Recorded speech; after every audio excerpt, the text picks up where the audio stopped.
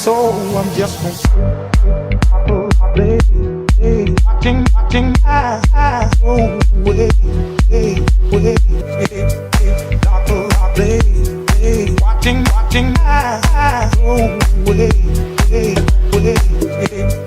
Dr. Play, watching my eyes away.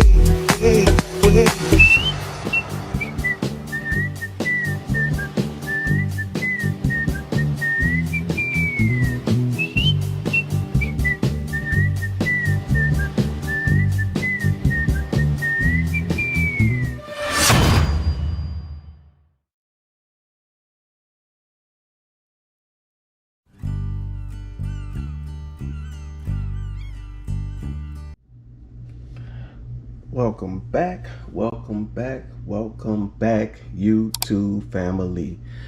Well, guys, we are back with another one. Today, I am coming to you with a Muscadine wine. I figured, hey, the fall is coming. We're getting into late summer, and usually up in Louisiana, right about this time is when the muscadines are out.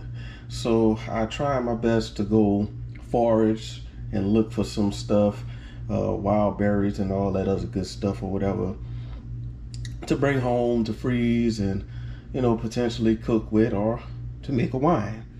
So today we are going to make a nice red muscadine wine. And guys, if you have never tried muscadine wine, it's actually on the top of my list as one of my favorite wines to drink, along with elderberry. That's like two of my top favorite wines, if you guys don't know. But today this one is also going to be simple, because all we're going to do is take our muscadine, which I have 2 pounds here. It'll be enough to give us a flavor, some nice flavor out of it. Also froze these berries to break the cell walls down so we can get some more juice out of it. And like I said, simple. We have our tea and we have our yeast, which as far as going over the ingredients is 1/4 teaspoon of our yeast and 1 bag of Earl Grey tea, and our 1 gallon of water back here. We have our usual suspects of equipment. More or less, I added the potato masher so we can mash the grapes up, and we have the bowl because we need something to mash the grapes in. So basically, that's about it. I mean, I can give you guys some tidbits of the muscadines itself or whatever, but as always, I do my best to try to keep the video short and sweet, unless I want to have some fun and just play around. You know me. You done seen some of my videos. Hopefully you done seen them all. But anyway, we're gonna cut this short and we're gonna get right to this process. And no, I didn't forget about the lemon this time, or the lemon juice. The muscadine will have enough acid up in it, but if it don't, I can always tweak that later. But anyway, on to the process. Y'all just go kill me. Yeah, I didn't forget the lemons or whatever, but at the same time, I forgot the sugar. You big dummy. Guys, we are using 2 pounds of sugar for this. You're gonna see it up in there, but I'm sorry. Back to the process.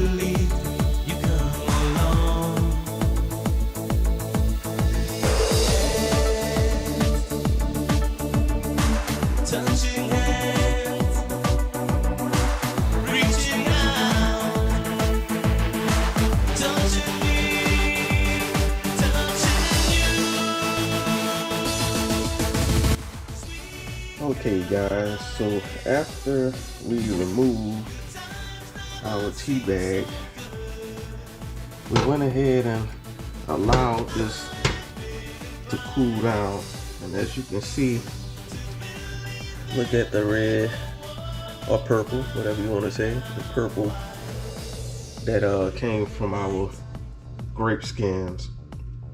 So the next step up in this is we're gonna go ahead and take our grapes and strain the pulp so we can catch the pulp and the seeds and the skins and everything. I'm still trying to figure out if I want to reuse the skins and stuff to make a lighter flavored wine, because you still could sometimes use fruits over again to do a lighter version of a wine, mead, or whatever you want to say. It still pulls flavor out. I did that with the mango wine in my very first video. I actually was able to make 2 wines out of the mango wine. But anyway, back to what we talked about now. I'm going to strain this, put our juice up in here, and you're going to see me go ahead and top this up to water. Top this up to water. Top this up to the top to our 128 right here, which, if you guys don't know what 128 ounces is basically a gallon. So when you see me do that, I'm just topping it up to a gallon. All right, back to the process.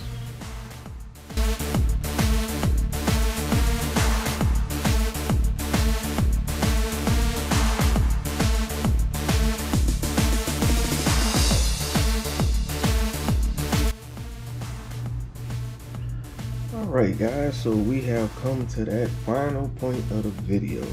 We are going to go ahead and add our yeast into our must, and we're going to go ahead and add our airlock and bump, and we are done. Once again guys, like I said, I'm going to use that.